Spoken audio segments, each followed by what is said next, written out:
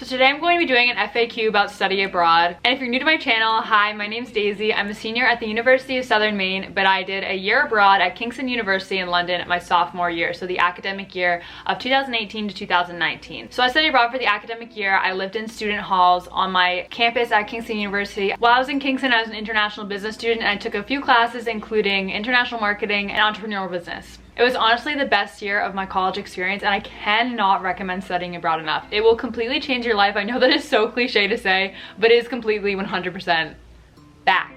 I've done 3 study abroad programs and I'm hoping to do 2 more before I graduate. So I'm no stranger to the process of studying abroad. So I'm here to help you guys find your way, give you some resources that I wish I had. And since I've made a bunch of videos before on how to study abroad and my study abroad experience, I do get a lot of questions in my Instagram DMs and the comments of my videos. And a lot of those are commonly asked questions. So I kind of want to address some of those today. So since I'm American, obviously I'm going to be comparing the UK system to the American system a lot in this video, just as a preface. So before we get into today's video, I just want to mention that it is sponsored by Accommodation for Students. I worked with them last year on this time about my accommodation while studying abroad video. If you aren't familiar with who they are, basically they're an accommodation service that operates completely online, helping students find accommodation in over 100 cities in the UK. They have the widest selection of accommodation, including shared flats, shared houses, private halls, and it's super easy and completely free to use. They also have a live chat feature which is able to help you at any time during your search. All you have to do to start your search is go to accommodationforstudents.com, type in your city or your school, press go, and all of your accommodation options will come up right on one page. January is the perfect time to start looking for this fall because accommodation does fill up pretty fast, so definitely check them out if you're starting your search. So the first section I'm going to cover is why study in the UK. So I've always had kind of a pull to the UK and London in particular when it came to studying abroad. Upon further research, I found out that their education system is a little bit different than the American college system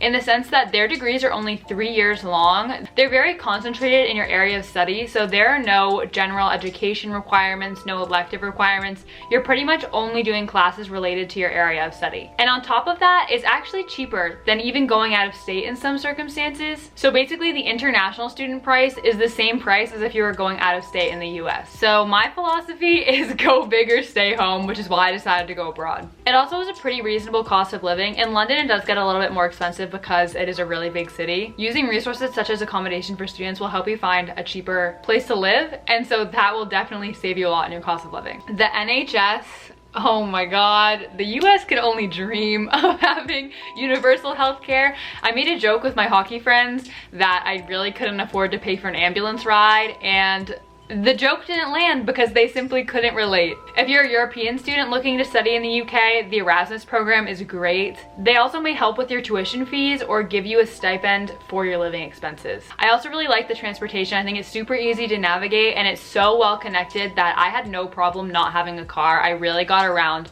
with trains whenever I'd travel throughout the country or even throughout London. I'd always have a mode of transportation that I'd be able to take. London, I could make a whole video on why London is such an amazing city, but it's such a multicultural hub. It connects so much of Europe and the world, and also that means that you can travel really easily from London, and it's super cheap to go to other places in Europe and throughout the world. So if you're looking to do a lot of weekend trips while you're abroad, definitely London is a good starting point. So let's talk about visas. So I really was clueless going into the visa process, so I really wanted to touch on this topic. I actually ended up having to expedite my visa and it costed me around $3,000 to expedite it, which was absolutely ridiculous considering the cost of the visa for me personally was around $300 if I had filed my paperwork at the right time and if I had gone through the steps of applying at the right time instead of waiting for the last minute. I honestly got my visa 2 days before I flew out and I wasn't even sure if I was going to get it back from the embassy until the day I flew out, which was very stressful. So definitely get on top of your paperwork early. So you should apply for a visa if you're not from the UK or Ireland. You've been offered a place at a university or a school. You need to have enough money to pay for your course, your living expenses, and any other spending that you may do. And your course needs to meet the requirements for the visa itself. obviously. It is a little bit blurry on Brexit and how student visas are going to be affected as far as if you're a European student looking to study in the UK. So if this is the case for you, definitely stay updated on their government websites because that's where you'll have the most up-to-date information. So there are a few different types of visas. I'm just going to touch on a couple of them really quick. So a visitor visa is if you're there for under 6 months and you won't be able to work on this visa. A short-term visa is between 6 and 11 months, but this is only for students that are going to the UK for the purpose of learning the English language. Child student visas are for people aged 4 to 17, and then these will give you the duration of your course plus 4 months afterwards. A regular student visa, which is what I had a tier 4 student visa. This is normally for people that are doing over 6 months abroad. If they're doing an academic year abroad, or if they're doing their entire degree abroad, this would be the visa that you would get. It's for students over the age of 18, and usually these visas can be extended for up to 5 years for the completion of your course, and it will give you a little bit of time after your course to be able to look for a job or to figure out your next move. For the application process for these visas, everything can be found on the government website, so that's definitely a really good starting point. There's a window of 3 to 6 months depending on which visa you're going to get of when you can apply, and I would recommend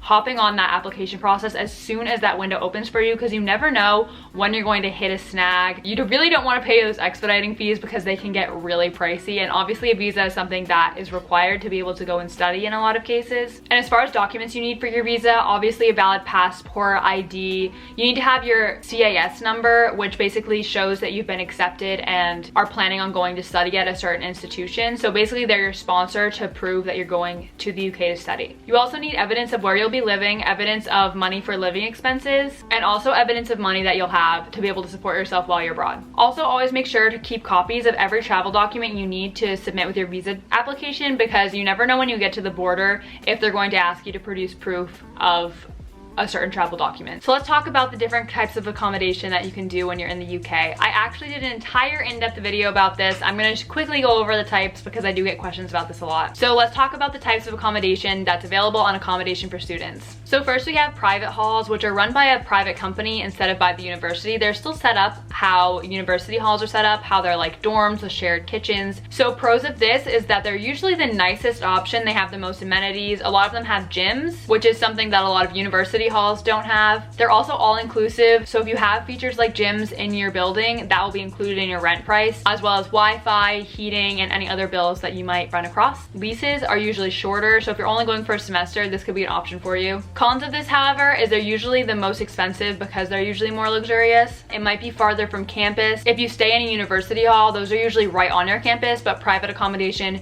you might have to take a bus or a train or a tube to get to your classes. So next, let's talk about university halls of residence, which is what I stayed in. These are very similar to the private accommodation, but these are run by the university. They're usually right on the university campus. So pros of this, it's usually a super social environment. It's a great way to make new friends. Wi-Fi and heating and other bills are usually included in your rent price, and some of these are also catered, so you don't even have to worry about cooking. Going off of this, one of the cons could be there are long waits for your meals because everyone's going at the same time. It could be a louder environment because you're in a flat with a bunch of other students, so people could be having parties, coming back from nights out while you're trying to study or trying to sleep. You might be sharing a bathroom and you might be sharing a kitchen depending on your flat.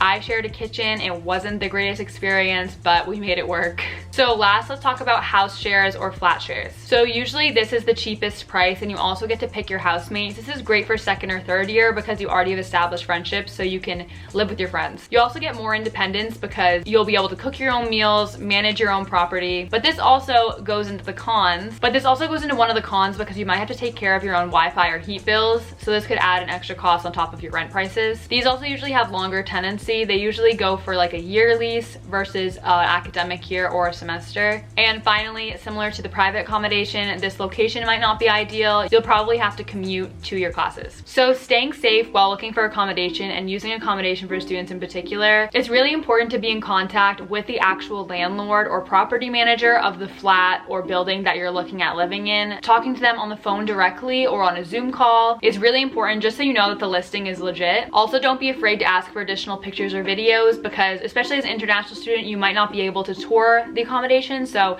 it's really important to be able to see exactly where you'll be living. If you have any friends that live in the city that you're going to live in, definitely ask them if they can tour a place for you, take some videos, take some pictures, have them get a feel for it, and then they can pass along the information to you. Kind of going off of that, YouTube will definitely be your friend in finding room tours. I did a room tour for my accommodation when I went to Kingston University, and that really helped a lot of students pick their accommodation. So definitely just go to the YouTube search bar, search your university name, the accommodation hall, try to get in contact with people that have lived in the flat or house before, And landlords could probably also get you in contact with previous tenants if they're comfortable doing that, so then you can get some more information about what it's like to live there. Don't feel rushed to send money to any landlords, especially if they're pressuring you to send money. If you're dealing with someone that's already being pushy, imagine how they're going to be when you're their tenant. Last but not least, Accommodation for Students has a live support feature, so if you need any help at any point during your search, you can use that feature and they'll be happy to help. So things you need to do while you're in the UK, I have a super long list of them, and there's so many different things you could do in all the different parts of the UK. Top of my list personally is going to museums because they're all completely free. It does rain a lot in the UK obviously, and the rain does come fast, so if you're caught in a storm, it's definitely super easy to pop into a museum. And there are so many museums you could go to. My favorite is the Natural History Museum in London. I think that it's so cool, and there's always rotating exhibits too, so even if you go to one museum on a certain day, there could be something completely different in the museum the next week or the next month. London, I'm a little biased because I live there, but London is such an amazing city. I could not recommend going for a visit enough. There's so much to do. I lived there for a year and there's still things that I didn't get to do. Next would have to be experience pub culture. I really miss pub culture. Just going down to the pub and having a pint with your friends is just so fun and such a simple way to experience the UK. In Christmas time, if you're lucky enough to be there, Christmas markets are so cute. I'm American, so we have Thanksgiving, and usually our Christmas season doesn't really start until the day after Thanksgiving, but when I lived abroad, Christmas season started like the 1st of November. It was so crazy to see all the different lights in the markets. It was so pretty. It was such a cozy atmosphere. You definitely have to get out to a Christmas market if you're there during Christmas time. You also need to take day trips around the UK. I took quite a few day trips to Bath, Stonehenge. I went to the Harry Potter Studios tour. That was really amazing. I also did a few weekend trips up to Scotland, to Wales. I went to Belfast, Northern Ireland. There's so many different cities to explore, and it's also crazy to go to different parts of the UK and hear the different accents because it's such a small country. Like, I'm from Maine, and the whole of Maine is like the same size as England. And so just going from even the bottom to the top of England, hearing the difference in the regional accents is insane. So let's talk about slang terms that I encountered. So being American, a big reason why I picked the UK is because they speak English, which is the language I speak obviously, but little did I know that there are so many slang terms, it might as well be a different language. Oh, also disclaimer, a lot of these slang terms sound so stupid in my accent, so just please ignore that. So something that tripped a lot of my friends up was the British greeting of "you alright?" One of my friends said that she was really confused every time someone asked her this. She thought that she looked tired or she looked crazy because people were always asking her if she was alright. So asking "you alright" is basically the equivalent of asking "how are you?" Oh my god, one that was really embarrassing for me was that pants and trousers are not interchangeable. In American terms, pants could mean jeans, trousers, like slacks, like yoga pants, sweatpants, those all fall under the category of pants. In the UK, pants means undergarments. So I was in my flat with my flatmates, and one of them was saying that they needed to do laundry because they were running low on pants. To which I replied, "Oh yeah, I need to do laundry really bad too. I've been re-wearing mine at this point." To which all of my flatmates turned and stared at me and they're like, "What are you talking about?" And I had no idea what I did wrong. So I quickly corrected myself. It meant that I've been re-wearing my jeans, not re-wearing my underwear. Yeah, that was not, I'm embarrassed. There were also a lot of food items that are called different things in the UK. Cilantro is called coriander in the UK. This one trips me up so much because I still call it coriander and no one knows what I'm talking about when I say coriander here. Then there's the more common ones, like they call a trash can a bin, they call an elevator a lift, and so on. It's definitely good to brush up on this kind of slang so you don't get lost in conversation. So that is it for this video. I hope I answered any random questions that you might have about study abroad. Thank you again to Accommodation for Students for sponsoring this video. I'll leave all of their links down below, as well as links to my social media. I'm always posting question stickers on my story about upcoming videos, and I'll see you guys next time. Bye!